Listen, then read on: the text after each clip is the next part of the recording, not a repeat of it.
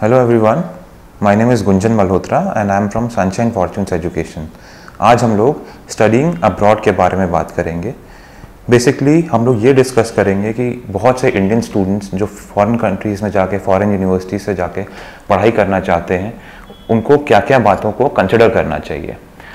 First and foremost सबसे important चीज़ जो बच्चों को ये कंसिडर करना चाहिए वो है कि एक्सपोजर जो उनको फॉरेन यूनिवर्सिटीज़ में मिलता है, फॉरेन कंट्रीज़ में जाके रहने में मिलता है, वो इंडिया में पढ़ाई करके नहीं मिलता है। यूजुअली होता ऐसा है कि कंट्रीज़ जैसे कि UK, USA, Canada, Australia, Singapore और न्यूजीलैंड में पूरे कंट्रीज से बच्चे, अलग अलग कंट्रीज से बच्चे आते हैं। इंडियन स्टूडेंट्स होते हैं, चाइनीज़ स्टूडेंट्स होते हैं, फिर और भी छोटे छोटे यूरोपियन कंट्रीज़ हुए। कभी कभी ऐसा होता है कि यूएसए से कोई स्टूडेंट यूके पढ़ने जा रहा है, तो एक मल्टी कल्चरल एनवायरनमेंट देखने को मिलता है।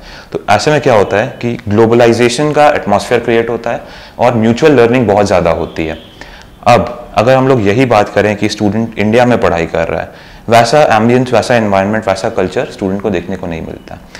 दूसरी चीज़ जो बहुत इंपॉर्टेंट ये है कि अगर आप इंडिया से पढ़ाई कर रहे हो तो आपकी जो पढ़ाई की अप्रोच है वो थ्योरेटिकल ज़्यादा होती है। पीपल एक्सपेक्ट दैट कि आप किताब से पढ़ोगे, एग्जाम में जाओगे and you will write whatever you have learned. Whereas foreign countries में ज़्यादा जो आपकी पढ़ाई होती है वो असाइनमेंट बेस्ड होती है, प्रैक्टिकल ओरिएंटेशन ज़्यादा है। They give you real time projects जिसपे आपको इंटर्नशिप्स करनी पड़ती है, जिसपे आपको प्रोजेक्ट्स बनाना पड़ता है and you have to deliver real time results. Same time पे स्टूडेंट अपना सेल्फ एस्टीम है, जो अपना सेल्फ कॉन्फिडेंस है, उसको बिल्ड कर सकते हैं। बिकॉज फॉरेन यूनिवर्सिटीज़ में पढ़ाई के साथ आपके पास एम्पल अमाउंट ऑफ टाइम होता है and being an Indian you are allowed to work for around 20 hours in a week in different countries like Australia, New Zealand, UK and USA. Now जब आपकी पढ़ाई कंप्लीट हो जाती है तो बहुत सी कंट्रीज ऐसी होती हैं जो आपको स्टे बैक का ऑप्शन भी प्रोवाइड करती हैं, विच मीन्स पढ़ाई सक्सेसफुली कंप्लीट करने के बाद you get a proper work visa and most of these countries are equal opportunity givers, which means अगर आप टैलेंटेड हैं और अगर आप में काबिलियत है तो आप अपने लेवल का जॉब ईजिली पा सकते हैं। एक और चीज़ जो आपको ध्यान में रखनी चाहिए वो ये है कि वहाँ पे करप्शन नहीं है। मोस्टली अगर हम जैसे कनाडा की बात करें और अगर हम यूएस की बात करें, आप देखेंगे कि वहाँ जो बड़ी बड़ी कंपनीज हैं, उनके जो टॉप बॉसेस हैं वो भी इंडियंस हैं। तो आप देख सकते हैं कि अपॉर्चुनिटी इक्वली मिलती है सबको, विच मीन्स बायसनेस नहीं होती। और अगर आप किसी पर्टिकुलर रीजन से हो तो इसका ये मतलब नहीं कि भाई आप ही को फेवर किया जाएगा। इंडिया में सिचुएशन ये है कि एक फेक हाइप क्रिएट की जाती है। फॉर एग्जाम्पल कॉम्पिटिटिव एग्जाम्स होते हैं, स्टूडेंट्स आईआईटी के लिए अपीयर होते हैं, फिर बीएचयू के लिए अपीयर होते हैं, फिर कंबाइंड एंट्रेंस टेस्ट्स जो होते हैं उसके लिए अपीयर होते हैं, मेडिकल एग्जामिनेशंस के लिए अपीयर होते हैं। होता यह है कि क्रीम क्राउड जो होता है वो एग्जाम क्लियर करके किसी तरह अच्छी यूनिवर्सिटीज़ में एंटर तो कर जाते हैं, लेकिन व्हाट नेक्स्ट? एंटर करने के बाद क्या? क्वालिटी ऑफ एजुकेशन जो आपको किसी बहुत अच्छे इंस्टीट्यूट में मिलती है वो एक नॉर्मल एवरेज इंस्टीट्यूट के बराबर ही होती है। बिकॉज यहाँ पे जो लर्निंग अप्रोच है that is not same as what you get in foreign universities. ठीक है, एक चीज़ और, अगर आप फॉरेन यूनिवर्सिटीज़ जो टॉप 100, टॉप 200 में आती हैं, उनकी रैंकिंग देखें, उनका टीचिंग का स्टाइल देखें और इंडियन यूनिवर्सिटीज़, उनके जो इंडियन काउंटर पार्ट्स हैं, उनको कंपेयर करें तो there is a hell lot of difference in ranking. अगर आप टॉप 100 में देखेंगे तो हार्डली आपको एक इंडियन इंस्टीट्यूट कोई दिख जाएगा, टॉप 200 में देखेंगे तो एक या दो इंडियन इंस्टीट्यूट्स होंगे।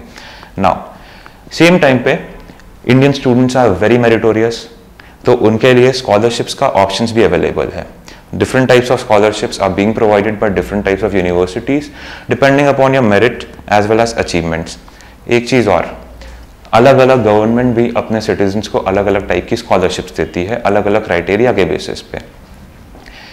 एक प्लस पॉइंट और रहता है कि आप अपनी रिक्वायरमेंट के हिसाब से कंट्री चूज कर सकते हो। If your motto is to go and settle down in a particular country, तो आप उस हिसाब से रिसर्च करके अपने डेस्टिनेशन को चूज कर सकते हो। कुछ कंट्रीज जैसे ऑस्ट्रेलिया, कनाडा आपको एक प्रोविजन प्रोवाइड करते हैं कि आप कुछ टाइम तक वहाँ स्टडी करके, वर्क करके, कुछ टाइम स्पेंड करते हो तो आपको वहाँ की परमानेंट रेजिडेंटशिप भी मिल जाती है। अब अगर स्टूडेंट्स को मेन चीज़ें कंसिडर करनी है जिसके बेसिस पे वो अपने इंस्टीट्यूट या डेस्टिनेशन ऑफ स्टडी को डिसाइड कर सकें, तो वो दो फैक्टर्स पर डिपेंड करनी चाहिए। पहला फैक्टर है यूनिवर्सिटी या कंट्री की रैंकिंग। नाउ जनरली स्पीकिंग अगर हम लोग यूनिवर्सिटीज़ को कंट्री के बेसिस पे डिवाइड करें, उनके रैंकिंग के बेसिस पे डिवाइड करें, तो 3 कैटेगरी आती है, रैंक 1, रैंक 2, रैंक 3। जनरली अगर हम लोग ट्रेंड फॉलो करें जिसके बेसिस पे स्टूडेंट्स ज़्यादा से ज़्यादा अब्रॉड जाते हैं, तो नंबर 1 प्रेफरेंस ऑफ स्टूडेंट रहता है यूएसए, यूके। अभी भी most number of students from India are going either to USA or to UK. Top 100 से या टॉप 200 यूनिवर्सिटीज़ की अगर हम लोग बात करें, major number of universities are either from USA और यूके। आप एक चीज़ अगर नोटिस करोगे, अगर हम आईवी लीग यूनिवर्सिटीज़ की बात करें या रसल ग्रुप यूनिवर्सिटीज़ की बात करें, ये सारी की सारी टॉप 200 में आती है। इक्का दुक्का ऐसी होंगी जो नहीं आती, बट रैंकिंग ऊपर नीचे चलती रहती है। टॉप 100 या टॉप 200 में यूएसए यूके की यूनिवर्सिटीज़ ज़्यादा रहती है। नंबर 2 का लेवल जो है वो हम लोग कनाडा एंड ऑस्ट्रेलिया को देते हैं, क्योंकि टॉप 200 में कनाडा और ऑस्ट्रेलिया की यूनिवर्सिटीज़ भी हैं, but number of universities are less. Third position generally preference के हिसाब से, आरओआई के हिसाब से और जॉब प्रोस्पेक्ट्स के हिसाब से हम लोग देते हैं जर्मनी को, फ्रांस को, न्यूजीलैंड को एंड सिंगापुर को।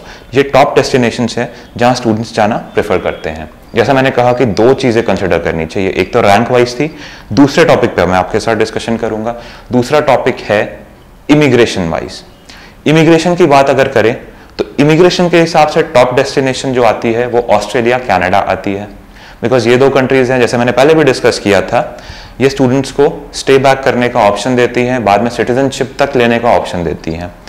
सेकंड नंबर पे आती है न्यूजीलैंड एंड आयरलैंड। ये दोनों रिलेटिवली छोटी कंट्रीज हैं, but they are open for immigrants.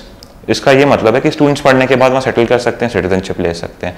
Third option जो कि one of the best option में आता है, but comparatively number of students going there are lesser because of language barrier, which is Germany. Germany में भी पढ़ाई करने के बाद पहले आपको 1.5 साल का जॉब सर्च वीज़ा मिलता है। अगर आप जॉब ले लेते हैं उसके बाद totally in case if you spend around 5 years आपको पीआर के लिए एप्लीकेशन करने के लिए प्रोविजन दिया जाता है। अब हम लोग डिस्कस करेंगे कि आप किसी पर्टिकुलर यूनिवर्सिटी में एडमिशन कैसे ले सकते हो। मैं आपको एक जनरल ओवरव्यू बताऊंगा पूरे के पूरे प्रोसेस का, यूनिवर्सिटी सिलेक्शन से लेकर वहाँ पहुँचने तक का। सबसे पहले आप अपने कोर्स और रिक्वायरमेंट के हिसाब से यूनिवर्सिटीज़ को सॉर्ट आउट करते हो, शॉर्टलिस्ट करते हो, डेस्टिनेशन शॉर्टलिस्ट करते हो। फॉर एग्जांपल अगर आपकी रिक्वायरमेंट है कि आपको एजुकेशन के बाद फॉरेन में कुछ टाइम रह के एक्सपीरियंस लेना है या वहीं पे सेटल करना है, तो आप इमिग्रेंट फ्रेंडली चूज़ करते हो, जैसे कनाडा और ऑस्ट्रेलिया।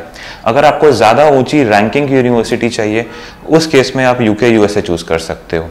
इसके बाद once you have chosen the university, you can start contacting them and you can ask them for their application forms. एक प्रोविजन ये भी रहता है कि आप किसी अच्छे कंसल्टेंट के पास जाएं, उनको कंसल्ट करें और उनके गाइडेंस के थ्रू एप्लीकेशन करें। Once you have made your application, आप जब सारे डॉक्यूमेंट्स उनको दे देते हो तो यूनिवर्सिटी अकॉर्डिंगली डिसाइड करती है कि आप उनके क्राइटेरिया को मीट कर रहे हो कि नहीं। अगर आप क्राइटेरिया मीट करते हो तो वो आपको ऑफर इशू करते हैं। इट कैन बी कंडीशनल और it can be unconditional.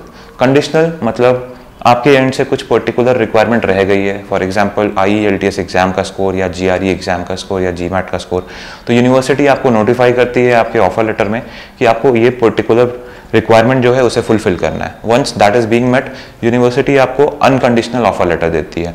Unconditional offer letter is something which you can use for applying for an educational loan, जो कि most of the Indian students करते हैं।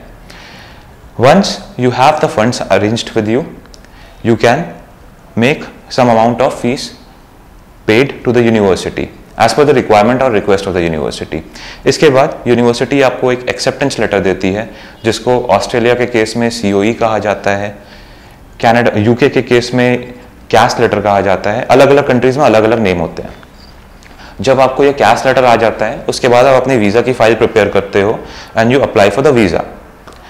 हाँ, एक पॉइंट मैंने मिस कर दिया, वो ये है कि वीज़ा से पहले जब आपको ऑफर लेटर आता है, उस टाइम पे अगर university is willing to give some scholarship to you, that will be notified in your offer letter. बहुत सारे यूनिवर्सिटीज के केस में ऐसा होता है कि ऑफर आने के बाद you have to go to their website individually and you have to see what are the different kinds of scholarships which they are providing to you. अगर आपके मतलब की कोई स्कॉलरशिप होती है उसमें जो कि आपके क्राइटेरिया से और इन केस आपकी प्रोफाइल जो है उस पर्टिकुलर स्कॉलरशिप के क्राइटेरिया को मैच कर रही है, तो फिर आप उसके लिए अप्लाई करते हो, फिर आपको स्कॉलरशिप का ऑप्शन आता है, आ भी सकता है, नहीं भी आ सकता है, that is totally at the description of university. ठीक है, I get back to visa now.